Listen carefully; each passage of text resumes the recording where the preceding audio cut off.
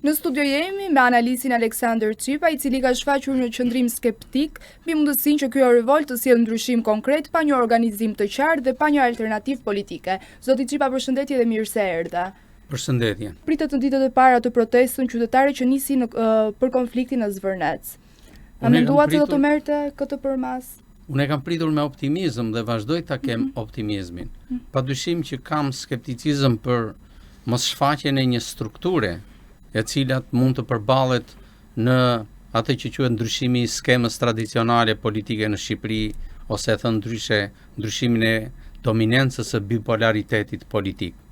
Në këtë rezervë nënkuptoj faktin që përfaqësuesit e protestës nuk po ja dalin të jenë artikulant të fuqishëm, të strukturuar, të organizuar dhe natyrisht që të ekspozojnë si finale një qëllim politik të tyre. Qëllimi politik për sa i përket kërkesës për dorëheqjen e qeverisë, për burgosjen e udhëheqësve kryesor të dy kaheve politike, apo për ndryshimin e sistemit zgjedhor dhe për ndryshimin e disa ligjeve të cilat kanë qenë problematike në mënyrën se si administrohen asetet publike në Shqipëri, zonat e të ashtu quajtura të lira, apo koncepti për të ashtu quajturit investitor strategjik e tjerë e tjerë.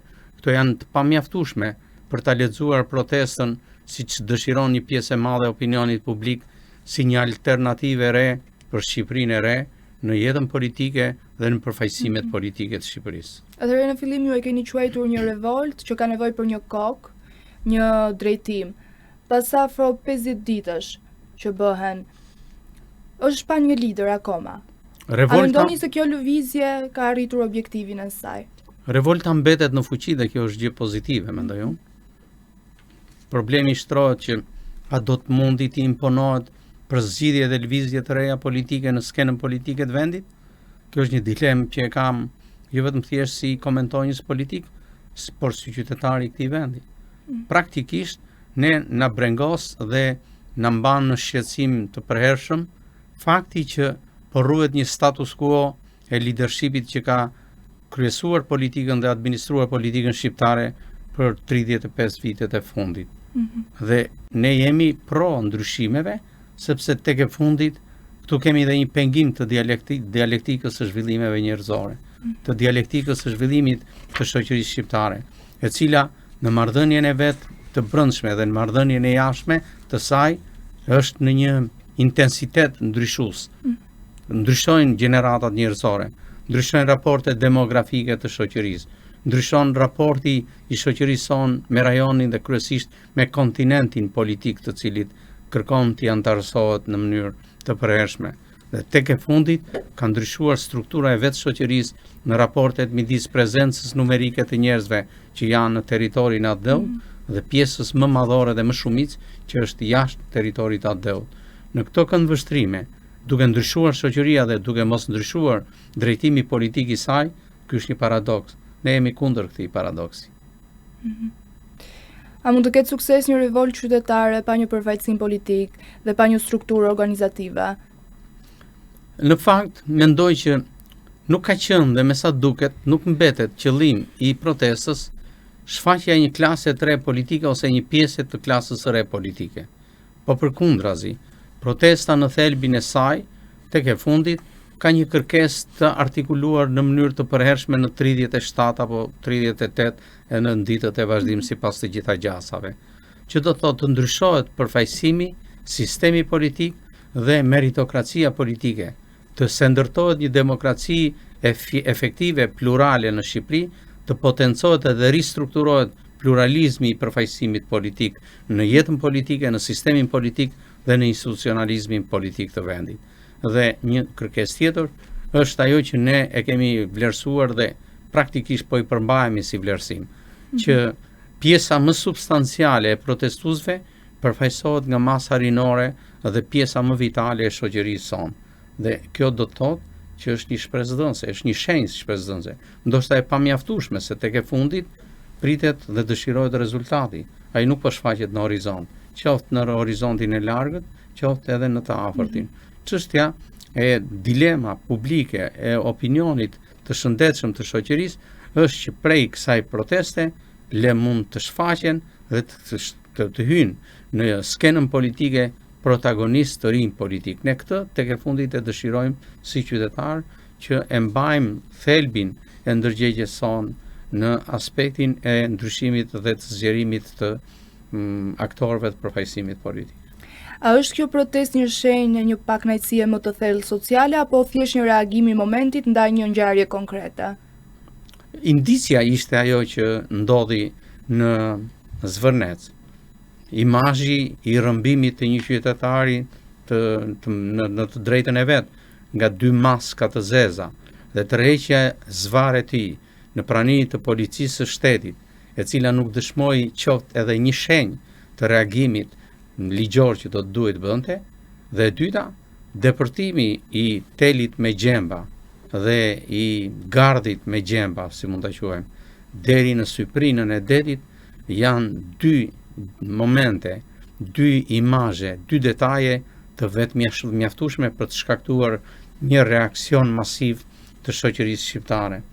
Pastaj, padyshim, pra indicia ishte prej këtyre 2 detajeve, të cilat pastaj nxorën në sipërfaqe probleme të thella të shoqërisë, ndër të cilat më kryesorët janë ato që u artikulohen dhe artikulohen edhe në protestën e përditshme, mënyra si administrohen asetet publike, çështja e pronave të pasgjidhura në arealin e Republikës së Shqipërisë, mënyra se si merren vendimet pa kaluar në 3 elemente të funksionimit të demokracisë reale: mungesa e konsulencës paraprake, mungesa e transparencës së vendimeve, mungesa e llogaridhënies dhe tek e fundit mungesa e projekteve dhe studimeve paraprake të cilat shkaktojnë rëndesa në financat dhe buxhetin publik të Shqipërisë.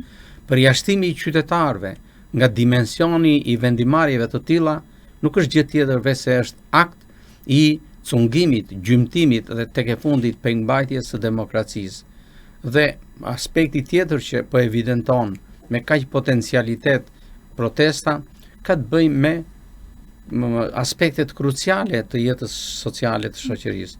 Nëse ne flasim për një krizë të spitaleve publike në Shqipëri, për bjerjen e cilësisë së shërbimeve, mungesës së elementeve bazike të shërbimit të emergjencës në rastin konkret të shpejtësisë dhe tek e fundit mungesa e një sistemi të shëndetësisë publike në të gjithë qendrat urbane dhe qendrat rurale të vendit, nuk janë gjë tjetër veçse janë defekte themelore të shërbimës dhe natyrës shërbyese që shteti duhet ketë ndaj individëve të tij, pavarësisht nga stresat dhe pavarësisht nga pozicioni gjeografik ku ndodhen.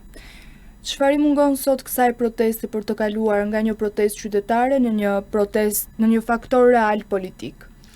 Por unë mendoj që shoqëria shqiptare ka fituar një maturitet të lartë, ka krijuar një përvojë të reflektimit të thellë për demokracinë dhe për sistemin që ajo në vetvete mishëron. Po ka krijuar në të njëjtën kohë edhe një kulturë të re të referencës krahasimtare midis asaj si është realiteti në Shqipëri dhe asaj që pretendon të mbrijë në rastin konkret vendet e Bashkimit Evropian. Të gjitha këto janë elementi themelor mbi bazën e cilës ne dëshirojmë që protagonistët dhe organizatorët e protestës të se ndërtojnë një gjuhë të re të artikulimit të devizës politike dhe sociale, të krijojnë një përshtypje reale për kapacitetet që mbartin dhe që fshihen në masën e madhe të qytetarëve që protestojnë, të krijojnë më shumë hapësirë për elementin e ekspertizës dhe të kualifikimit intelektual dhe kualifikues shqiptar. Këto duhet shfaqen, nuk ka nevojë që në protestë të ketë fjalime të cilat shpesh banalizojnë dhe ulin pjeshën e ndjesisë, e ndjenjës publike dhe të reagimit publik. Nëse këto potencohen duke formësuar një tribunë në cilën shpalosen jo vetëm imazhet e reja të protagonistëve të rinj publik, por në mënyrë të veçantë pesha specifike e fjalës, kultura e formimit intelektual dhe profesional të tyre, kurajua për të qenë tribun të mendimit dhe të kauzave publike. Dhe mbi të gjitha, ajo që është e shfaqur në disa nga ditët më të veçanta të protestës, përfshirja në reagimin në ligjërimin dhe në komunikimin publik e përfaqësuesve të shkëlqyer të diasporës dhe emigracionit shqiptar. Kjo, mendoj unë, është ndoshta pjesa ose kampioni më i shkëlqyer i asaj çka duhet të impaktojë dhe të detyrojë klasën tonë politike për reagim të thellë, për reflektim të menjëhershëm, për një ristrukturim të sistemit të saj dhe vënje së saj në dispozicion të sistemit dhe jo uzurpimi prej tyre i krejt sistemit. Pse mendoni se qeveria ka zgjedhur të mos reagojë ndaj kërkesave të protestuesve? Qeveria ka qenë pa përgatitur nga kjo që po ndodh. Dhe qeveria ka akumuluar probleme të shumë fishta, edhe brenda vetvetes në shumicën politike pjesë së cilës ka dalë, edhe mbi me metodologjinë se si ka funksionuar deri tani dhe tek e fundit tek ajo që lidhet me pjesën jashtë. Të qeni 13 vite në pushtet ka shkaktuar nivel të lartë të konsumimit politik të Partisë Socialiste dhe kryesisht më së shumti të kryeministrit dhe kabineteve qeverisë së tij. Kjo imponon ndryshimin pindarik që do ta quaja. Ndryshimi pindarik është të kapërcesh veten, të bësh kapërcimin e së pamundurës. A do ta bëj këtë gjë? Kjo është ende herët të thuhet. Unë jam skeptik për këtë gjë. Gjua dhe kryesisht pantomimat politike të deri tanishme të kryeministrit dhe kryetarit të shumicës politike, zoti Rama, janë të pamjaftueshme për të besuar se ai do të krijojë një kapërcim të tillë pindarik siç e dëshiron situata dhe natyrisht siç e pretendojmë ne. Por favori i tij që është pavëzotësia ose dobësia e mbetur në fuqi e opozitës formale që kryesohet nga zoti Berisha, është një avantazh që deri dje ka pasur mundësinë që ta administronte dhe ta përdorte, ndërkohë që me shfaqjen e protestuesve prej më shumë se 35-40 ditësh edhe kusur në vazhdim, është një situatë e re, duket sikur krijon një vektor të ri politik, pavarësisht se nuk është formalizuar, por ky vektor ka potencialitetin e mjaftueshëm për ta detyruar qeverinë të mos jetë më një zotëronjëse e fatit ditor të shoqërisë, por të konvertohet në misionin natyral që ka në shërbim dhe në dispozicion të shoqërisë dhe nevojave për ndryshim që ajo ka.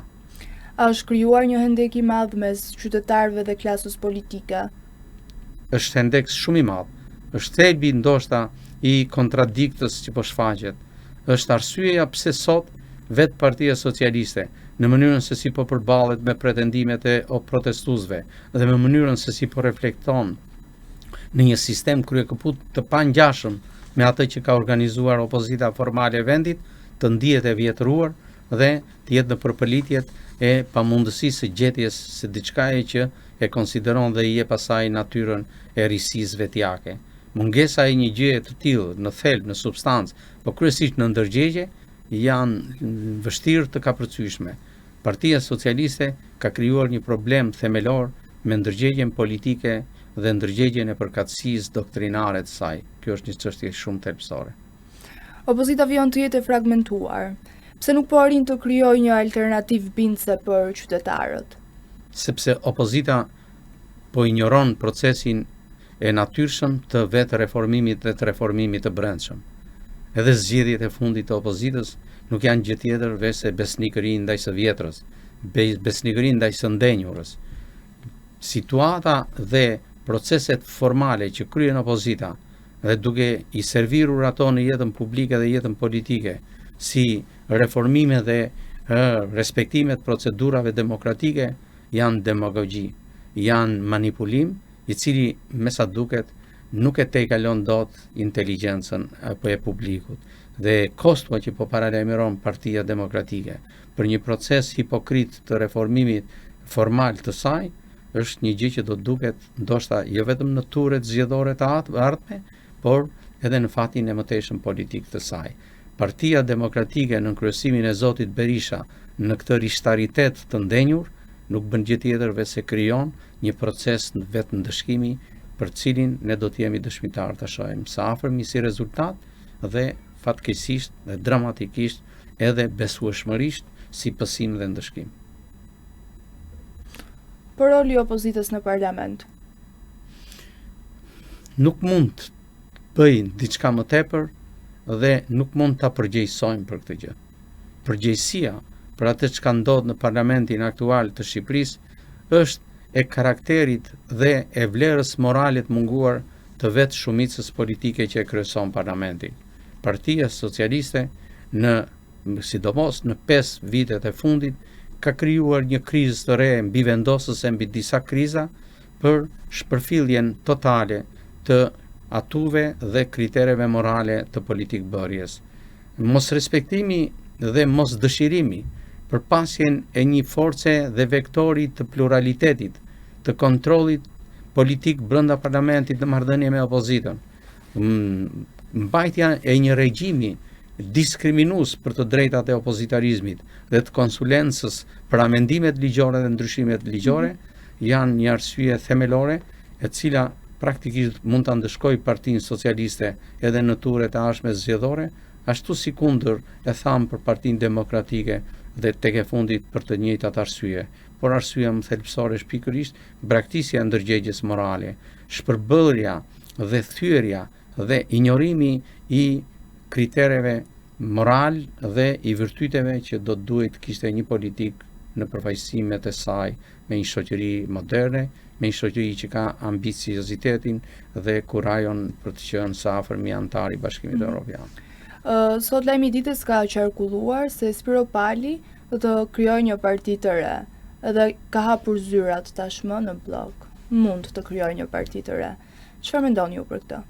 Janë disa episode dhe detaje të brendshme në mënyrën si funksionon grupi parlamentar i Partisë Socialiste, mënyra se si ndërpriten dhe janë ndërprer disa karriera në nivelet e ekzekutivit të lartë politik të vendit dhe tek e fundit tek mënyra se si ka funksionuar një parti e cila kontrastin e ka histori të ekzistencës së saj, sidomos në nivelet e drejtimit, nga paraardhësi i kryetarit aktual Rama tek paraardhësi i tij që është Fatos Nano. Të gjitha këto janë një arsye që ne ta mendojmë aktualitetin dhe situatën e brendshme të Partisë Socialiste njëjtë me titullin e një vëllimi poetik të famshëm të Xhevaris Spajut, Heshtje s'ka. Brenda Partisë Socialiste, tash e tutje nuk ka më heshtje. Si e shihni rolin e liderave të rinj politik? A do të sjellin ato diçka të re, ka një filozofi të re apo do ndjekin? Nuk ndaj mendimin se ka lidera dhe udhëheqës të rinj politik. Të paktën nuk i shoh, edhe pse ka emra të rinj që shfaqen në kryesi me formacione të vogla partijake, por që nuk kanë marrë peshën specifike dhe përfaqësimin substancial të të konsideruarit lider të rinj. Kjo mendoj unë ka lidhje me disa aspekte, me mungesën e kapaciteteve vetjake, individuale të tyre për të bërë lider, me injorimin e nevojës së futjes në politik pas një procesit vetëformimi dhe kualifikimi, i cili të jep mundësinë që ti të se ndërtosh në ligjërimet politike dhe publike hedhjen e ideve, koncepteve, përkatësive, doktrinave, mënyrën se si mund të kesh një qasje vetjake, tipologjike dhe individuale për trajtimin e kauzave dhe më së shumti të apoteozave në të cilat udhëton gjatë shoqëria shqiptare dhe skena politike e vendit. Pikërisht mungesa e këtyre që i enumerova pak më sipër janë arsyet pse mua më mbajnë skepticizmin tim që të shoh dhe të besoj se në skenën aktuale politike të vendit kemi shfaqje të liderëve apo ardhjen e udhëheqësve të rinj politik. A mendoni se liderat tradicional të politikës duhet të tërhiqen gradualisht dhe t'u lirojnë vendin të rinjve? Do të duhet të ndodhte me kohë. Jo për arsye të një, le të themi, tabuje, por ne jemi një vend që jemi zvaritur dhe kemi ndenjur në ngërçet e tej zgjatura kohore të ashtu quajturit tranzicion postkomunist.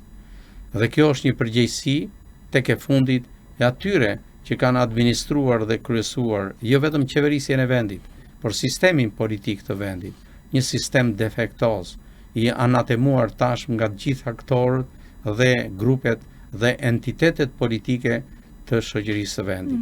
Në këto kushte, do duhet që rotacioni njerëzor i drejtimeve politike në partitokracinë e vendit të kishte ndodhur me kohë dhe më shpesh. kjo gjë nuk ka ndodhur. Dhe kjo është një arsye e një mentaliteti autarkik që shfaqet në kulturën individuale të udhëheqësve tanë dhe të këtyre posedonjësve politik që me sa duket e mendojnë fatin e gjatësisë fizike të tyre si fat të domosdoshëm politik për entitetet apo për formacionet politike që drejtojnë. Nëse opozita nuk arrin të bashkohet, a mendon se mund të humbas më shumë terren politik? Tashmë në këto kushte dhe në situatën e të ashtu quajturës post zgjedhjeve të reja në Partinë Demokratike, nuk mund të flitet më për një bashkim të opozitës. Përkundrazi, ajo që besoj do të artikulohet edhe në ditët e në kohët e afërta, ka të bëjë me nevojën e pasjes së një strukture të përfaqësimit opozitar në marrëdhënie me shumicën aktuale politike. Se si do të bëhet kjo, në fakt, koha e një krize të brendshme prej më shumë se 3 vitesh që zgjati Partinë Demokratike, po krijon një riciklim të një krize tjetër e cila lidhet tek e fundit me mungesën e një vizioni unifikues të vetë spektrit opozitar dhe me mungesën e një ndërgjegje dhe vullneti politik për të krijuar një strukturë të përfaqësimit pavarësisht se si mund të ndahet në perspektivë hiseja e pogaçes së pushtetit të qeverisjes pretenduar apo të raporteve dhe marrëdhënieve me institucionet. Atëherë si vlerësoni punën në SPAK, a ka arritur drejtësia të krijojë besim tek qytetarët? Drejtësia nuk ka arritur të krijojë besim tek qytetarët. SPAK-u ka fituar një besim prej qytetarëve. Janë dy gjëra të ndryshme. Në konceptin tim, drejtësia nënkupton përfshirjen e të gjitha hallkave dhe institucioneve që formsojnë sistemin, sepse tek e fundit drejtësia nuk është një pushtet, por është një sistem. Dhe sistemi në drejtësi nënkupton minimalisht 3 korpuset kryesore të funksionimit të saj, që është sistemi i akuzës, sistemi i gjyqësorit dhe sistemi i vetmbrojtjes. Në kushtet e sotme ne kemi parë një protagonizëm të evidentuar qëllimisht ndoshta nga aktorët dhe formacionet politike, por kryesisht prej klasës son të vjetër politike, për SPAK-un, por kjo është e pamjaftueshme. Vërtet SPAK-u në mënyrë të kurajshme ka ngritur akuza dhe ka prangosur autoritete politike dhe institucionale të qeverisjes së 35 viteve të fundit. Por tek e fundit, kjo nuk mjafton. Shqipërisë dhe qytetarëve për të pasur një besim te drejtësia, i nevojiten proceset e mbyllura dhe proceset e ezauruara. Ne nuk kemi procese të ezauruara të drejtësisë dhe kjo është një kritikë e madhe. Çfarë pengon drejtësinë që të jap rezultatet që qytetarët presin? Janë shumë arsye, mendoj unë, që përbëjnë pengesat, ose e thënë ndryshe, janë disa hallka pengesash të cilat nuk po ka përcjellën qëllimisht. Mënyra se si është konstruktuar dhe arkitekturuar sistemi aktual i drejtësisë është një mënyrë defektoze. Kjo arkitekturë po rezulton të jenë me defekte shumë thelbësore. E dyta, mendoj unë, ka të bëjë me një kulturë të vjetër të marrëdhënies politike dhe të institucionalizmit në marrëdhënie me drejtësinë, në mënyrë të tërthort, të indirekte, apo qoftë edhe për arsye të konjunkturave dhe situatave që shpiken në realitetin e social dhe politik dhe institucional të vendit, pengohet drejtësia dhe paragjykohen protagonizmat e individëve që janë brenda sistemit drejtësisë. Shto dhe faktin që pretendimi mbi bazën e cilit u ndërtua reforma e 2016 për ndryshimin e sistemit të drejtësisë në Shqipëri, me sa duket nuk rezultoi si një katharsis, pavarësisht se u kryen të ashtu quajturat vettinge. Vettingimi është një proces defektos në substancën dhe në mënyrën se si e tralltoi qëllimin e parë mbi bazën e të cilit u formulua dhe u zbatua në praktikë. E kam fjalën që korrupsioni, mitmarrjet dhe elementet e tjera të molepsjes së sistemit të dikushëm janë po kaq prezent edhe në sistemin aktual. Pse shumë shqiptarë zgjedhin të largohen pavarësisht të investimeve dhe rritjes ekonomike që ka deklaruar qeveria? Sepse ne na mungon konstruktimi afatgjatë i vendimeve dhe rezultateve të projekteve qeverisë dhe administruese në si shoqëri. Institucionalizmi ynë politik, partijak dhe sidomos ai institucional në përgjithësi nuk gjeneron projekte të cilat të jenë perspektive afatgjata dhe projektuese. Kjo është arsyeja. Ne vërtet ndryshojmë ose e thënë ndryshe realizojmë rilindjen urbane, por praktikisht nuk krijojmë paraprakisht një plan studimor, një preventiv, kostojsh dhe efektiviteti që ajo kanë në marrëdhënien midis mjedisit urbanizuar dhe qytetarëve që jetojnë në këtë mjedis. Dhe mungesa e perspektivës, krijimi i një, le të themi, realiteti të manipuluar politik për mënyrën si rekrutohen dhe si bëhen parimet kryesore të konkurrencës edhe të meritokracisë në punë, në profesion e tjerë, janë arsyet themelore pse ndodh ajo erozioni demografik i shoqërisë sonë dhe vijon braktisja e vendit prej masës më vitale dhe energjisë më të kualifikuar që ka shoqëria, që janë kryesisht post-studentët, doktorantët dhe ekspertët e tjerë në shumë lëmi të jetës shoqërore dhe jetës kreative njerëzore. Apo humbet Shqipëria një brez të tërë të rinj dhe a ka dështuar shteti shqiptar në krijimin e shpresës për të ardhmen? Shqipëria nuk e humbet një brez të ri, pavarësisht nga pozicioni gjeografik të cilin zgjedh individi për të jetuar dhe për të ushtruar veprimtarinë njerëzore, nuk është një humbje e njeriut. Po përkundrazi, ka shumë me mira dhe mira të rinj shqiptar sot që kontribuojnë si talente apo si protagonist në lëmi të ndryshme në arealin e madh ndërkombëtar, por duke qenë njëkohësisht edhe një investiment i shkëlqyer krenarie dhe krenimi për vendin e tyre, sepse tek e fundit ata nuk heqin dorë nga një gjë që është potencialisht shumë e vlerësueshme, identiteti dhe identifikimi i tyre si shqiptar. Shteti shqiptar humbet shumë, humbet duke mos dashur të fitojë pikërisht këtë masë të madhe njerëzore dhe këtë kapacitet njerëzor që ofrohet.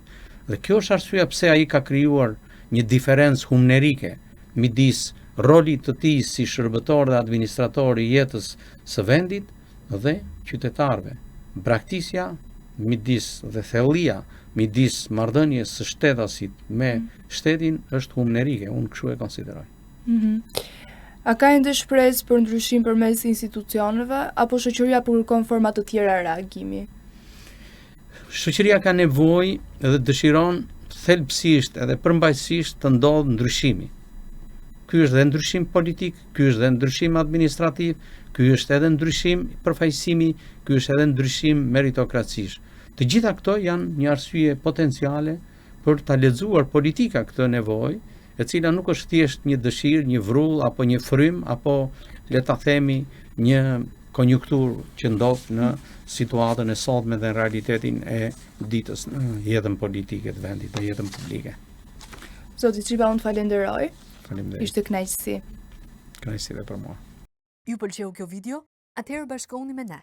Na ndiqni në Instagram, Facebook dhe TikTok dhe bëni subscribe në YouTube. Klikoni like dhe share dhe aktivizoni njoftimet për të mos humbur asnjë video të re. Faleminderit për mbështetjen.